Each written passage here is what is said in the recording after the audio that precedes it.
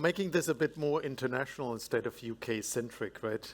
Having speakers that are not English native, of course, and sitting in Dubai, and also a bit running an own legal entity, of course, as being the executive board member of that legal entity with an own P&L. And that also enables, of course, a lot of things that would not be possible in being just a business service function in the headquarters. So we generate our own profits. We're sending a dividend to the headquarters, and we have internal and external revenue streams. It explains also a bit that we have a pool of investments that we can spend on the digital agenda, the data-driven procurement organization. In terms of me, I was introduced, of course, as well, but Connect to Create is something that we have just last week introduced as our new strategy. Connect to Create on both sides. On the one hand side with suppliers, of course, connecting to the market. And on the opposite side, of course, also with the business stakeholders in terms of delivering change. Yeah, old Darwin statement, but it's not about survival of the fittest. It's about adaptation of change, right? Not best in breed, survival of the fittest, adaptation and change. And that brings me actually to the question more interactive with the forum and the audience in the room. What do you think is the biggest task or the biggest accomplishment for procurement, sourcing and supply chain? What do you think this is? What's the core task, the core competence? Call it that way. Any thoughts given? Is it commercial advice? Is it custodian function in terms of awarding assets, external assets to the market? What is it? It's understanding problems and working out how to solve them. I need to ask for the microphone because of the live stream. I think it's understanding problems and learning how to solve them and bringing the right people together. Problem solver? Problem solver. Yes, near to. There's one up.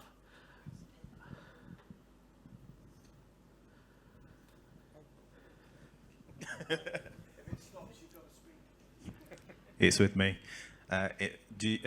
Possibly to facilitate or enable the wider strategy or the business strategy?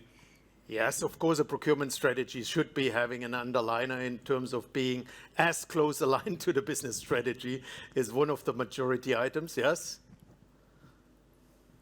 I like more the problem solver because it relates a bit. Getting the know-how of vendor ecosystem and implementing it to the business. So the external, getting the knowledge base from the external vendor. Connecting to the market, marketplace knowledge, bringing in innovation. Up there, right up there. The woman in yellow, our corporate color. Thank you. I would say adaptability. Adaptability, very good. 100 points. And the maturity on adaptability is about how long it takes to change your organization for the next change. That's the maturity. It's not the maturity about JVs. It's not about the co-buying as being the highest maturity. It's about how long it takes latency-wise to get your own organization changed for a change that hits you. And that's what we are talking about nowadays. The digital agenda is a kind of purpose vehicle as well to deliver change. What procurement is about and the main task is to deliver is being the change agent in the organization. That's what I was in the morning about ERP. It just reminded me as well, it was in the late 80s, where we connected to the market to do transactional procurement in a more efficient way. We used EDI, Edifact, basically to do handshakes of invoices with the PO, automatically with the vendor market. right? That's how ERP systems have started to do the ADFAC protocol exchange, right? In not having people triggering with automatic matches of invoices with the requisition and PO, right? It's the same thing with the digital now with AI and machine learning. I'm delivering change. I'm delivering change to my business stakeholders and also to the suppliers. We have started a journey 12 months ago because I can tell you the organization 12 months ago was not ready to embrace data-driven decision-making. They were not ready, they were not skilled, and of course it needed a different approach to deliver those toolings and those, let's say, insights into the organization to be used to make strategic, effective decision-making in strategic sourcing transactions. So what we have started is actually a complete transformational organizational change. Very transformational. When I'm talking about transformational, flat organization. Actually, I'm a black belt in my organization. There's only a yellow belt, a green belt nowadays in procurement and supply chain, and black belts. That's all it is. And I'm not the only black belt in that organization. The roles have changed very flat because we are advocating cross-functional teams. So when this morning people have asked, how can I be at the table with the business to be early involved or even triggering this change is through the mechanism of flat. We don't have internal titles any longer, even in the group. We don't have internal titles. I still keep business cards for the folks in my organization when they meet vendors, right? But not internally. They are at the table, cross-functional teams, and we have applied in this change of the organization, 50% of the people were not ready for that change. So 50% of the workforce we had to let go across the markets, across the organization in procurement and supply chain. Has something with attitude, has something with skills, and we needed to upskill the 50% of people that remained in the organization. Upskilling, I'm talking about IT skills. I'm talking about the necessity to have price curves in place, to do behavior modeling, and to do this kind of cross-fertilization of data across the domains, across the sourcing categories, but also across risk management, across compliance, across the supply chain area. What we have adopted in the organization then on this journey 12 months before, we have said the group has chosen Scrum methodology. So everybody nowadays in the organization, supply chain and procurement at GSSC is Scrum certified. So there are Scrum Masters, which are black belts, or there are principals in terms of green belts that are running as Scrum Masters, the sprints, the squad teams. And the biggest element that was not in procurement, hiding behind waterfall principles and 7 steps processes, was no expertise in terms of project management. That's where the business stakeholders were driving the project management agenda. So PMI certification, collaboration tools that have metrics in place to work against deadlines. And what that meant is, over the 12 months, not only Scrum certification, we've been the first business function, as mentioned in the morning as well, the first business function of group to become agile and to do the Scrum transformation, this flat organization. And it now evolves, that's what procurement all is about. Chapter closed now, because it's the for telcos, of course, as operators, a big chunk of stakeholders sit in group technology. They sit in technology, if it's IT or network technology or platforms, right? They need to be Scrum certified now. So it's a very similar approach about software development, rapid software development, being agile, translated into procurement and supply chain use cases. What has IT done 10 years ago? CMMI certification. Their sort of maturity model was Leonardo da Vinci crafting code, all of a sudden needed to be CMMI certified, so that we had some metrics, that we had packages, that we fail fast and rework the code over again to work with mock-ups in terms of being more agile to deliver versions, releases in a faster way to the organization. We have adopted this same principle, and it was hard in the organization on that transformation journey, because people love about the new what is old in the new, right?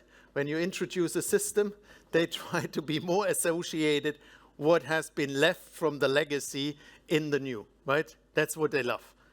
And we have implemented, let's say, Scrum coaches, life coaches in the organization, procurement supply chain, that stayed with us over 6 months period on a daily basis, not in reverting back to the old waterfall principle. It's more iterative. It's smaller packages. We have decided to translate software development use cases into 2-week sprints. So we have decided to do the sprints with squad teams in 2 weeks for strategic transactions. We have also decided that we do a weekly stand-up. So everybody, business, stakeholder-wise, developing the scope very early. The Scrum Master is a procurement person. So he's also ultimately the judge in terms of PMO, who is late in the process. And of course, it's not only altering and bringing the change to the business, it's also educating and also changing the supplier markets. Because also suppliers, of course, are now not being excluded about writing the requirements. As we learned with the comments this morning, maybe the business has not involved you early. The business may have even known the requirements because they interacted with the market before in order to come up with your long list that you are sending the RFP to. So now it's early involvement of the vendors through procurement with the stakeholders, developing actually the scope and the requirements. And they might not be finished because we allow change in the process. What we had in IT sourcing and IT contracting, we had major software development projects, ERPs, where the RFP was already taking 12 months. Sounds familiar? When it's over with the 12 months, that wasn't the end of the contract. They started with a PO, they started the work, and maybe 2 years after, we would be signing the contract of a major ERP implementation, right? And the work was already progressing for 24 months. Sounds still familiar in IT? And, of course, what happened? All the requirements over 3 years have changed. So you're already preparing for the next RFP because the grass, of course, opposite side is greener, right? You need to try to have another system integrator, of course, RFP selected and awarded another 3 years down the road. So that agility in telco does not work any longer. I mean, you in the UK market know about Everything Everywhere and BT story, Vodafone story, 3 and O2, of course. We don't want to make those mistakes. Dumb pipes. I mean, I have platforms in our group from financial services, API marketplaces, fintech, you name it. We have an own OTT in Africa messaging app that competes with WhatsApp. It competes with Telegram in terms of providing local African languages in that chat app. And we have financial services, 85 million basically financial customers that do microfinancing through our apps. So we don't want to be that dumb pipe. We want to have platforms and OTT services on top, because otherwise we're just going to get more and more disrupted by the OTT players, the likes of Google, the likes of Meta, etc. They are supplying on our infrastructure the services. So very dynamic, business getting disrupted, return of investment very bad in terms of what we are getting back from our customers in terms of affordability, and we need to deliver change. And that is the disruption, because our suppliers are bringing innovation and freestyle scenarios with them in defining a scope document. And now not only closed shop with the business and your stakeholders, now conducted and orchestrated by someone who is in procurement. That leads, of course, to being agile. That leads to real supplier collaboration, not on a clean sheet and tear down approach, but on a collaboration approach, bringing innovation in.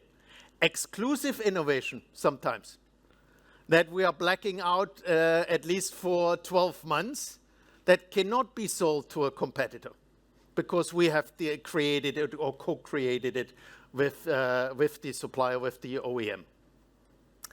This gives benefit in terms of innovation. This gives acceptance, of course, for the scouting towards the business, and gives you, of course, the seat at the table, because you're agile, which really translates into new, faster revenue share agreements or faster system integration projects. And the throughput time, not determined by governance steps, 7-step sourcing process, you name it, what thing has been scripted and people hiding behind that process, or it's not me, it's contract management, or it's the lawyers who have not fixed the contract, or it's the business who has not done the right scope, or is not ready with the scope, so I cannot float the RFP. Those arguments have all been gone, and they are coming up in sprints, of course, and stand-ups on a weekly basis where we stand in terms of partial deliverables. So it's all broken down in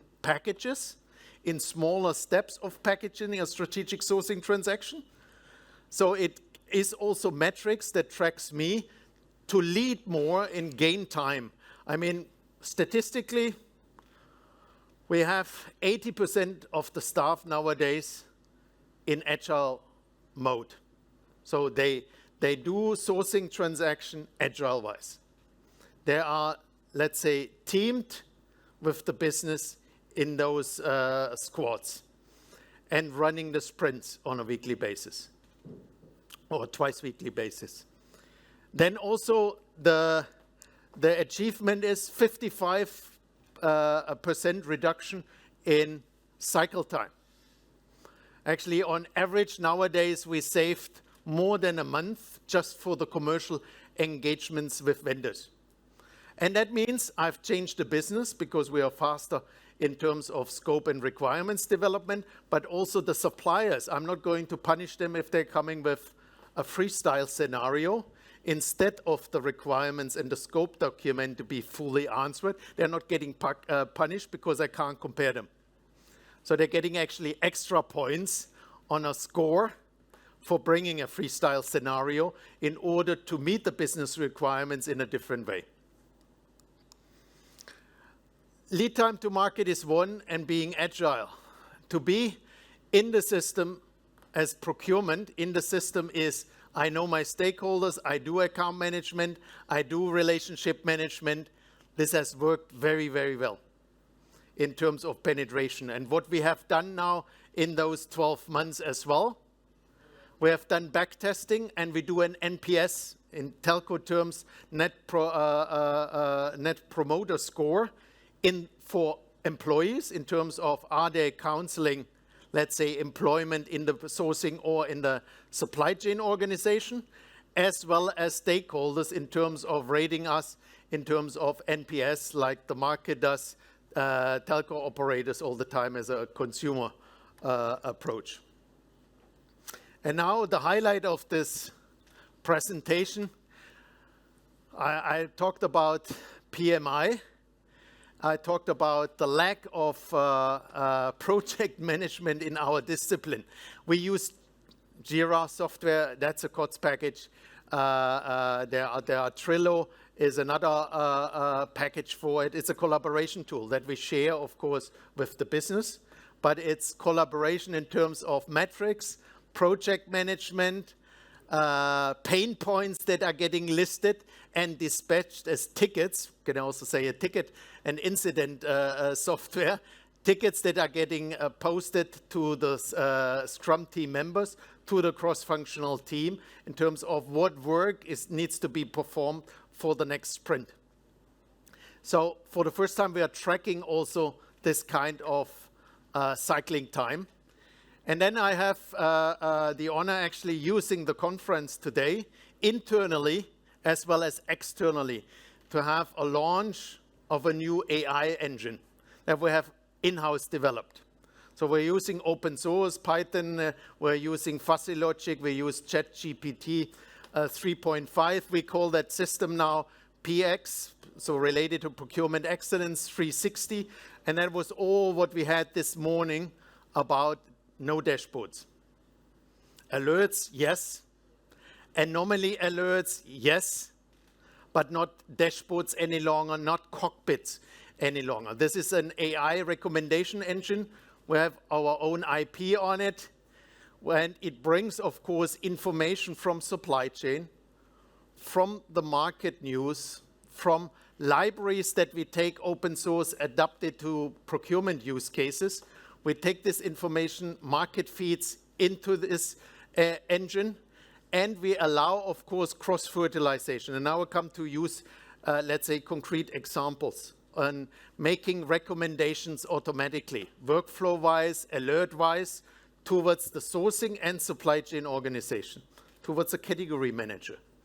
Price changes is an alert, of course, but I also have behavior modeling in electronic auctions or in sourcing transaction, behavior modeling of vendors that might deliver supplies in different categories. And would it not be great automatically online?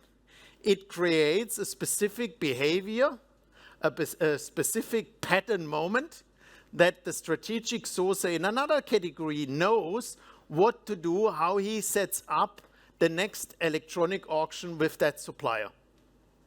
So that's one of those examples. Also, we have a lot of spend management systems.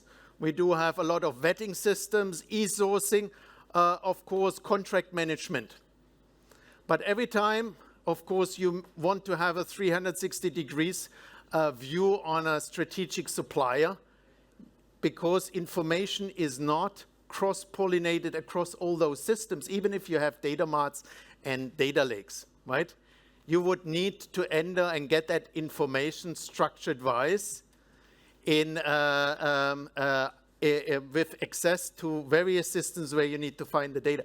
It's going to be in the recommendation engine. If I want to have data on one of my strategic OEMs, it's coming out of this recommendation engine only, like you would have a Copilot or ChatGPT, because we're using a large language model there as well. It gives me vetting information, it gives me compliance information, gives me market intelligence in terms of Bloomberg and Reuters on that vendor or other research. It gives me price curves, behavior in the auction, account teams, all through that sort of view. But it's not a dashboard or cockpit.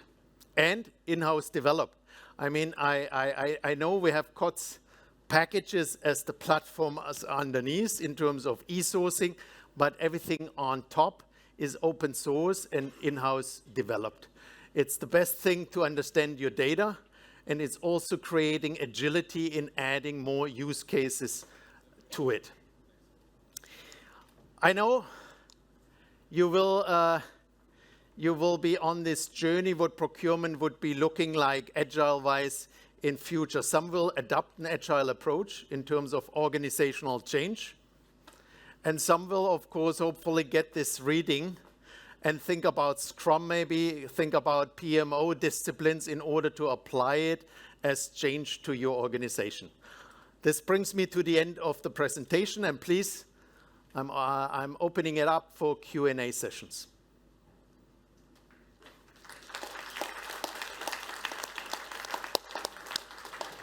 If anybody does have a question, if you can please raise your hand, and we'll only have time for 1 or 2 questions, I'm afraid. Oh, don't be scared. Don't be scared of Dirk. There we go. Could we get the microphone down to the front, please? And please state your name and where you're from to begin with. Thank you. Hi, it's Dave Jones. How did you bring your suppliers with you on this journey, which is massively different to how they were working with you before? There needs to be a contractual framework for it, of course. Explained what's the incentive in terms of scores, where they can earn points, right? That's like when you do a clean sheet, when you do a tear down, in terms of confronting them with the cost drivers before. There's an incentive scheme for suppliers to be part of it early in terms of scope, requirements, and freestyle scenario, and very openly in terms of the weights given to it. And that's what they appreciate. And which supplier would say, I'll wait 12 months until you award me, or I get the PO much earlier and the award much earlier to drive the business? I mean, it works also for them. Structurally, cost-wise, cost of carry for entertaining an RFP. There was another question? Hi, Vico Kazi. Just following on the question gentleman asked earlier, was there any model that you saw or observed from a different company, organization, that you perhaps adopted to launch this approach? It's IT software development, of course. We have our own launch of, let's say we have outsourced a lot in terms of also software development, and we have made a major change in creating a center of excellence of software engineering, because we want to be also internally with our own, let's say, software development, we want to be more agile. And everything that you see nowadays in procurement use cases were former software development use cases translated. So that sort of adaptation is it. That's why Scrum was chosen. That's why you have this kind of PMI certification, that project management discipline, that all comes out of IT. Okay, but it was us first before IT went. Okay? Sorry, Dirk. Yeah, sorry, that's all we've got time for. Thank you so much for your questions. Our friend of a fantastic session. Thank you, Dirk, Karl. Thank you.